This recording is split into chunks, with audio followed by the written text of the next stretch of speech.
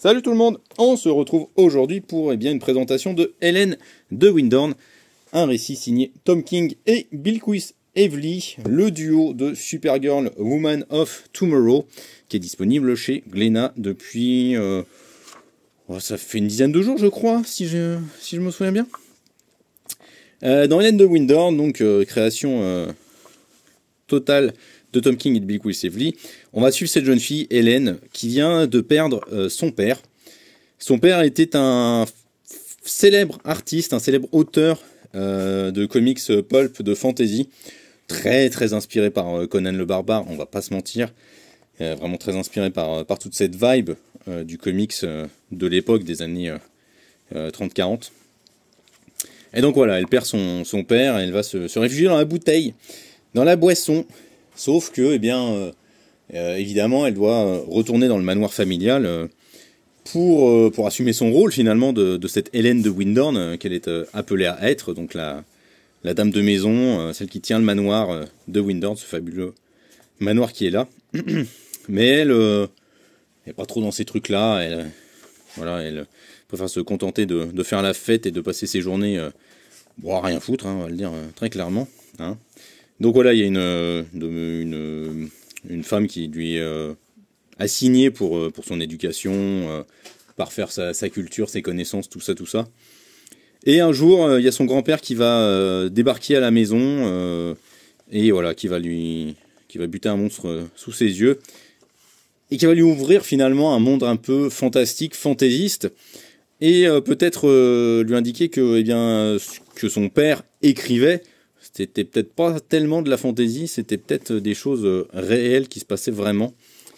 Donc voilà, c'est un récit vraiment très bien fichu, un peu comme dans Supergirl Woman of Tomorrow. Il y a un vrai aspect sur l'héroïne Hélène, qui est une jeune fille résiliente, qui doit affronter un deuil qu'elle n'a pas envie du tout d'affronter en face, donc elle se réfugie dans autre chose, mais par des aspects détournés, elle va trouver de la force de caractère et... voilà, faire preuve de résilience et gérer ce deuil finalement. Donc c'est là-dessus, Hélène est vraiment une héroïne passionnante à découvrir.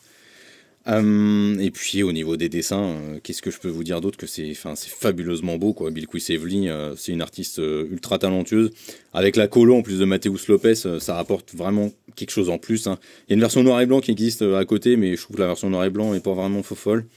Voilà, là c'est magnifique, c'est très beau à chaque fois dans les styles de couleurs. Et puis voilà, c'est la découverte aussi de tout un univers fantaisiste avec une Bilquis Evely qui se lâche vraiment sur cet univers de fantasy qui lui correspond peut-être un peu plus que ce qu'elle faisait dans Supergirl Woman of Tomorrow. Mais bon, ça ce sera peut-être une question de goût perso plus qu'autre chose. Donc voilà, c'est vraiment c'est fantastique, c'est un beau voyage, c'est une belle histoire de résilience, une belle histoire sur le deuil.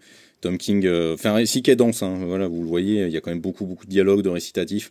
C'est du Tom King, hein, il aime faire ça.